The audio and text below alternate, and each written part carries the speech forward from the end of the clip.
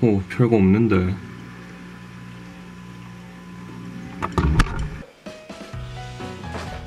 텅 빈 냉장고.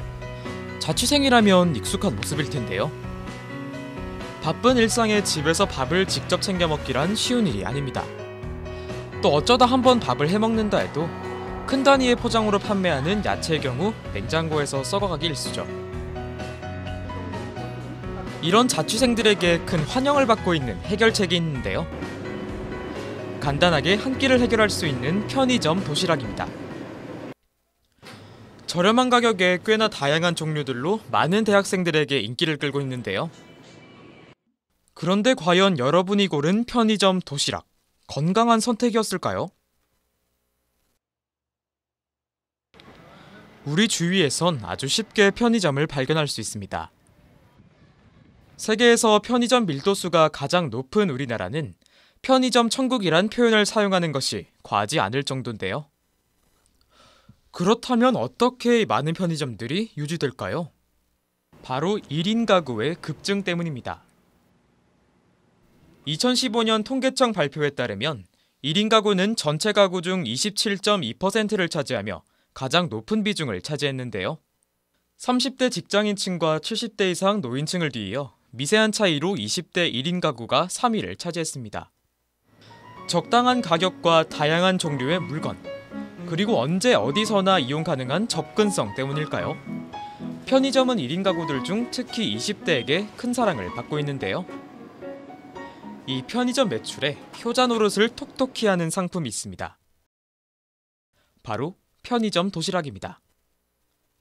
2014년 2천억 규모였던 편의점 도시락 시장. 올해는 5천억 규모로 무려 150%의 성장을 보였는데요. 급성장한 편의점 도시락. 실제 대학생들은 편의점 도시락에 대해 어떻게 생각하는지 물어봤습니다. 편의점 도시락은 드셔보신 적 있으세요? 한참 많이 먹을 때는 4번 정도 먹었던 것 같아요. 몇 번 있습니다.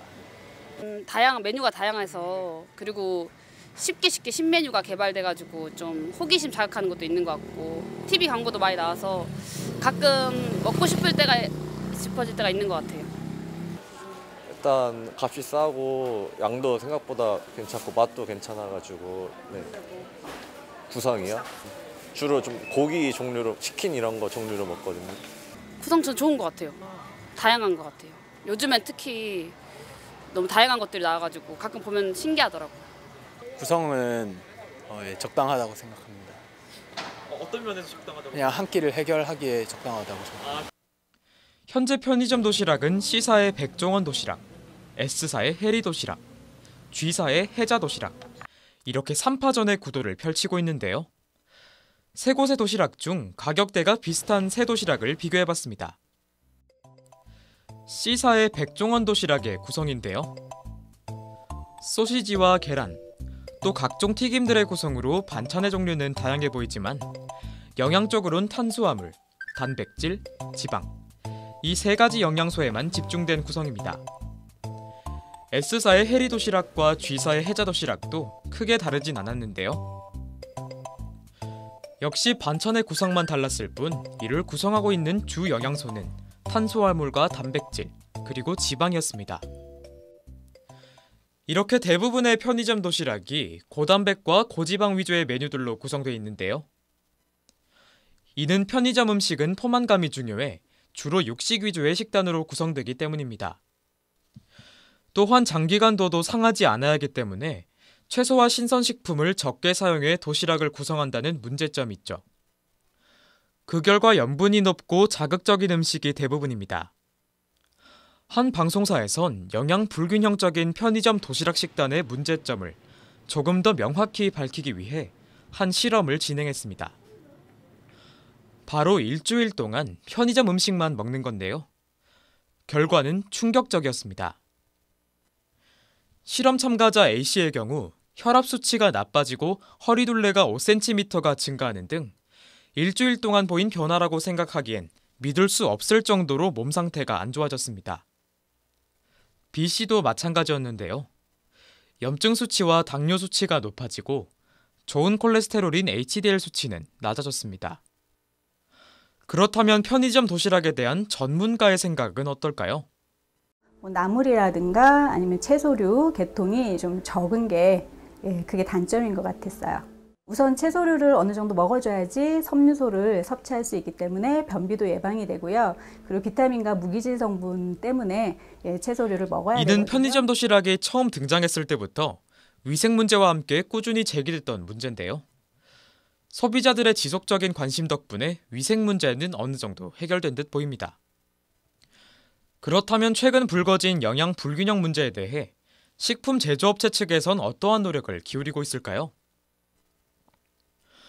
편의점 시사의 경우 서울대학교 연구진들과 공동 연구를 통해 편의점 건강도시락 음식 구성 가이드라인을 발표했습니다. 또한 G사에선 흑미밥과 닭가슴살을 이용한 웰빙 도시락을 출시하기도 했죠. 하지만 소비자들의 호응을 받지 못한 채 저조한 판매율을 기록했습니다.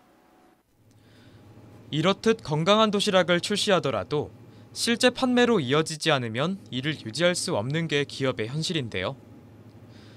이는 소비자들의 인식 부족 문제와도 연관이 있습니다.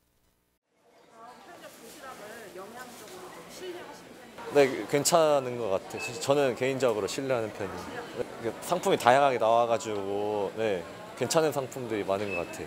영양적으로도 나쁘진 않다고 생각합니다. 그냥 편의점에서 만드는 거니까 신뢰하고 먹는 것 같습니다. 건강한 도시락은 없을까? 조금 더 균형 잡힌 도시락을 먹고 싶어. 이런 소비자들의 인식과 그에 대한 관심들이 필요한답니다. 경희대학교에 위치한 샐러드 전문 매장. 신선함을 앞세워 여러 영양소를 고루 섭취할 수 있는 샐러드를 판매 중인데요.